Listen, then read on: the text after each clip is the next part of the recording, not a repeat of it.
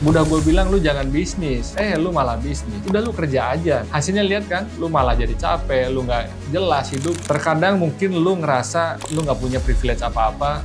Terkadang lu mungkin ngerasa lu hanya seseorang yang tidak ada, ya nggak ada apa-apanya lah, keluarga biasa, orang tua biasa, bukan dari seseorang yang punya banyak fasilitas, bukan seseorang yang juga punya banyak kekayaan untuk memulai. Bahkan lu juga nggak tahu mau jadi apa lu hidupnya. Apakah impian lu cukup besar untuk lu pertahankan, atau malah lu biarkan orang-orang menjatuhkan apa yang sedang lu impikan.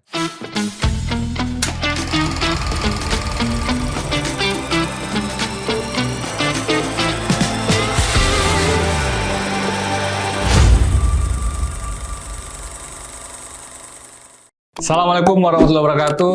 Halo kawan-kawan semua, balik lagi di channel BTW, Break Time with gue, Mr. Catur. Gue ingin cerita di video kali ini tentang apa? Tentang jalan hidup seseorang. Jadi gue ingin motivasi dan ini juga menjadi bagian refleksi yang gue pengen sharing ke teman-teman semua. Semoga manfaat, semoga buat lo semua yang ngerasa masih gelap, pengen kabur dulu, pengen hilang dari peredaran, bahkan pengen ada pikiran seandainya gue nggak lahir di dunia ini gitu, gimana ya.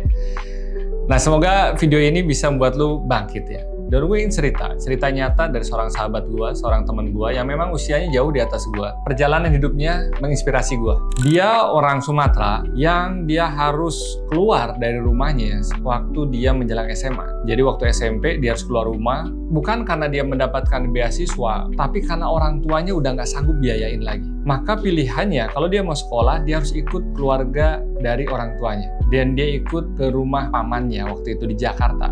Di sana, dia seseorang yang masih muda harus berjuang di Jakarta, sekolah, ikut ke rumah pamannya. Nah, long short story, gue nggak ingin cerita terlalu panjang. Pada saat dia lulus dari SMA, dia nggak mungkin kuliah lagi, karena pamannya juga nggak bisa biayain. Akhirnya dia ikut kegiatan satu lainnya, dia terdampar ke dalam satu kegiatan yang dimana pikirannya dia waktu itu gimana caranya dia dapat makan gratis dan tempat tinggal. Itu aja. Nah, ternyata kegiatan itu, kawan-kawan semua, sebuah organisasi, sebuah lembaga yang bergerak di bidang sosial, tapi ya mungkin cukup berbahaya kalau gue sebutkan di sini ya. Tapi intinya dia bisa makan, bisa tidur, dia ikutlah organisasi tersebut. Namun karena dia pengen membuktikan kalau pulang ke rumah itu dia berhasil, dia berjuang. Akhirnya dia coba jadi sales keliling.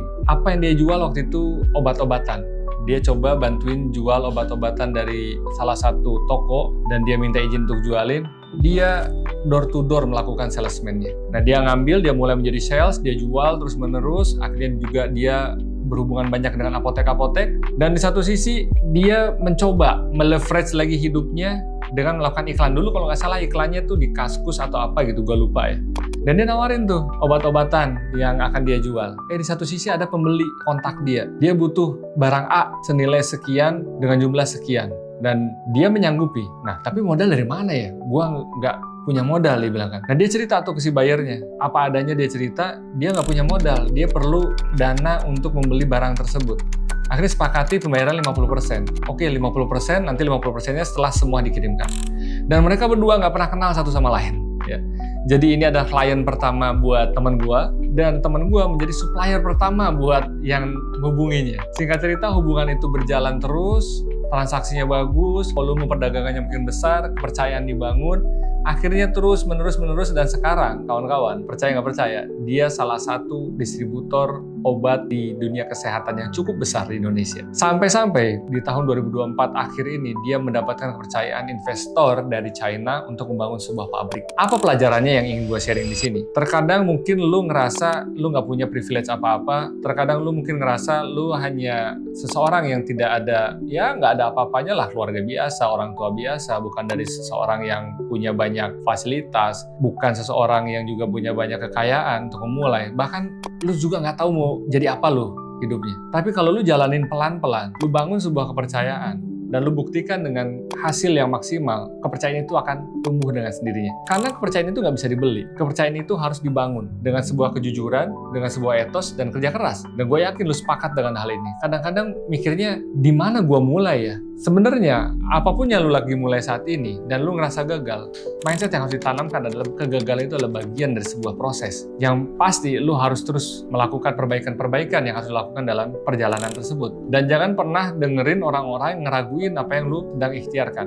Gue jadi ingat sebuah kata-kata dalam bisnis, di mana orang-orang pada awalnya akan ngabain lu, dia nggak peduli lu ngelakuin apa, biarin aja deh kita lihat lu berhasil atau nggak, paling 2-3 hari dia jatuh, atau paling sebulan 2 bulan doang dia bertahan. Bahkan mungkin dia merasa meremehkan. Setelah itu mereka menertawakan apa yang lu lakukan.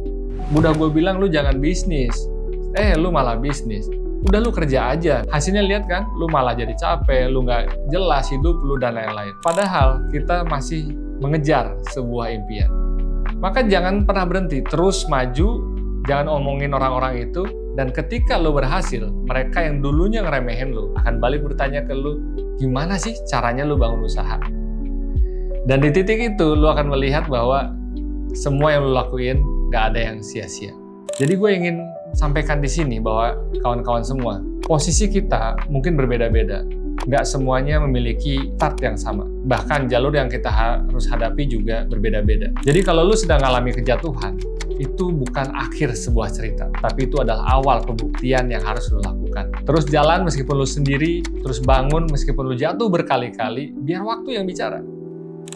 Karena lu nggak akan pernah tahu kapan momentum itu datang dan kapan Allah akan bukakan pintunya. Bukankah tugas kita hanya berikhtiar? Terkadang kita lupa, terkadang kita nggak ingat, terkadang kita mudah putus asa karena kita melihat seolah-olah nggak ada nilainya dan kita hanya melihat semuanya dari nilai rupiah atau nilai nominal yang berapa kita dapatkan. Sedangkan pembelajaran, pengalaman, dan nasihat-nasihat orang atau masukan-masukan orang itu sesuatu yang sangat berharga. Jadi, apa yang bikin lu bertahan saat ini? Coba jawab dalam diri lu, punyakah impian lu? Apakah impian lu cukup besar untuk lu pertahankan? Atau malah lu biarkan orang-orang menjatuhkan apa yang sedang lu impikan? Di sini, gua ngajakin kita belajar bareng, kita semangat bareng, dan gua akan bosan-bosan untuk sharing cerita, untuk motivasi lu semua, karena ini juga menjadi bagian dari cerita gua, bagian dari motivasi hidup gua, karena gua ingin terus bermanfaat untuk semua orang, dan gua yakin lu pengen hal yang sama. Gue Mr. Catur, hidup taat, hidup sehat, hidup manfaat.